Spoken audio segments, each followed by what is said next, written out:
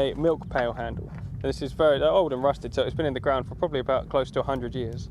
So during the show, we'll be trying to replicate one of these to see what it would look like brand new.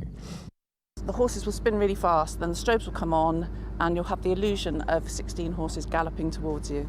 Abby Stanton's made a giant zoetrope to represent injured racehorses, looked after here by David Dale in the 1920s. I think he was ahead of his time in terms of mending horses. So he used sort of cold water sea methods. He would get them swimming in the sea and also galloping along the sands. Kitty Kipper worked with local children, weaving washed-up nets. A lot of people that are in lockdown who are really, really isolated and not able to be around anybody were able to join in with something that we're all kind of working on something together, and they didn't really know what it was going to be. So it's kind of like, I've got to weave this big surprise for everybody, and I just hope the children love it. This week is a free celebration of this forgotten village. Day and night it will be brought to life. Claudia Sebezis, BBC South East Today, Tide Mills. It's a beautiful place. Now we're going to move on to football. Gillingham had to settle for a draw at home to Charlton in League One last night. The visitors were dominant in the first half and went ahead on 18 minutes. But the Gills responded after the break with a little help from the Addicts. Kyle Dempsey's shot hit the woodwork and found the net off the Charlton defence to draw level. Meanwhile, in League Two, Crawley Town were reduced to 10 men in an action-packed draw at home to Harrogate. The visitors took the lead after 2 minutes, but Joel Lynch equalised just before the break.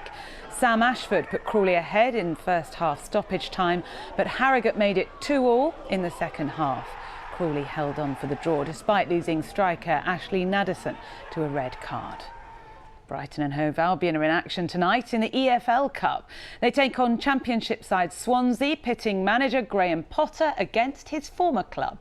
He says the Seagulls are playing to win, even though the Premier League is their main priority. It's important for us. We want to try and win because it means we've got another game further on, closer to the end of the competition. But it's for lots and lots of reasons, and just because.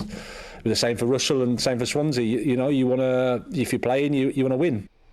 Now, round these parts, Wednesday has become better known as On the Map Day, which means we're going to join Sara in another village where she's been getting to know more about its history. And this week, she's in Ashdown Forest, getting to know a little bit about windmills, which is ironic, I was thinking, Sara, given that we've had no wind. I know, nothing to move it. You'll see that I had to do it manually. I'll tell you what, I don't get nervous when I'm on the telly, but my heart is racing like mad because I was so desperate for you to get to me so I could show you that beautiful scene, the sun setting on summer. It's the equinox in about an hour and a half, of course. More on that in just a second. But yes, as you say, we're here to look at this gorgeous windmill behind me. Certainly left me in something of a spin. Take a look.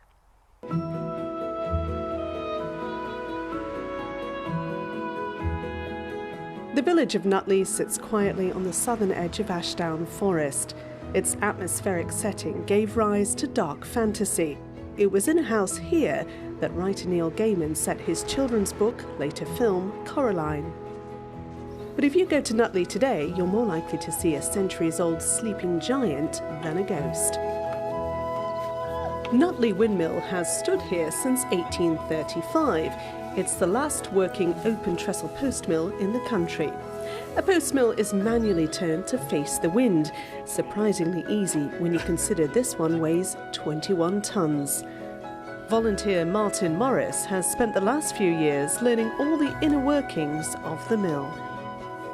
The sails turn in the wind, that turns the wind shaft up here, which in turn turns this brake wheel. That turns via this cog here, the stones down the bottom here, and the stones, the top one spinning, the bottom one still, grinds the grain into flour. Just need a windy day. Line out for your head.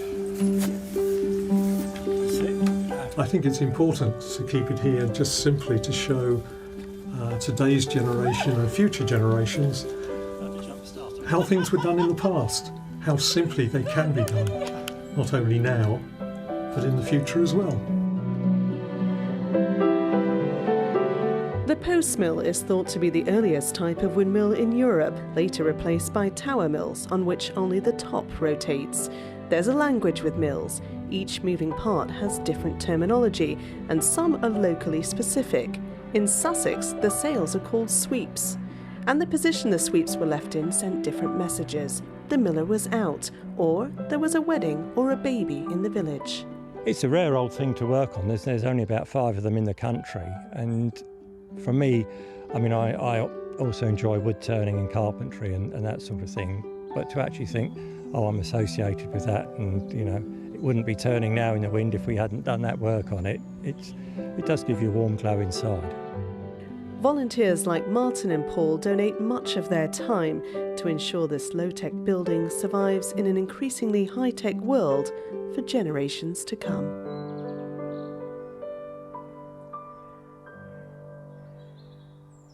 Honestly, that was a bucket list moment for me. I've never been inside a windmill and I've always been desperate to. A couple of things to say about the gorgeous volunteers here. They need more volunteers. They need younger people to start to come through so they can teach them how to look after this amazing piece of machinery here.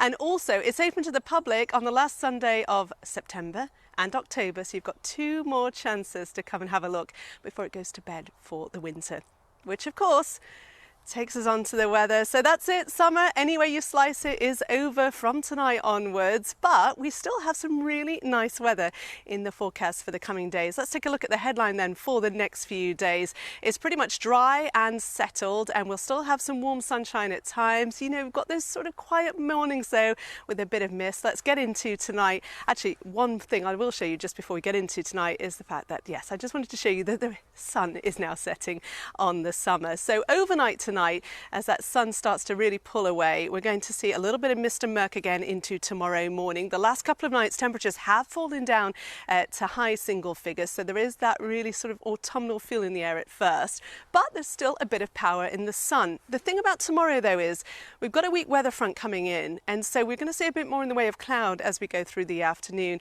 and that cloud could just temper the feel of things. It's a very weak cold front. Temperatures will be at 21 or 22 before it comes through though. It will pull away though, and it leaves us with a fresher feel for Friday. And as we go through Friday, again, we'll have lots of sunshine. Those temperatures, again, a couple of degrees above average for the time of year. When you get into low 20 Celsius, 20 or 21, takes us to 70 in Fahrenheit. Here's the bigger picture for the weekend. We've got the high pressure starting to re-establish itself behind tomorrow's weak cold front.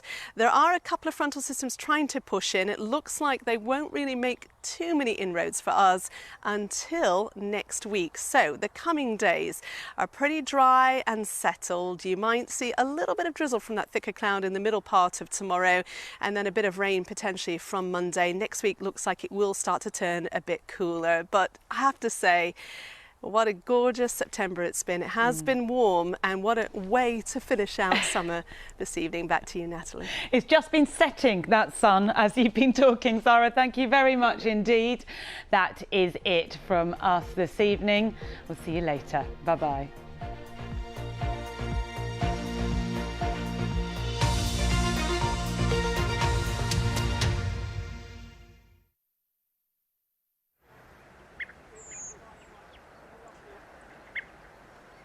This is BBC One.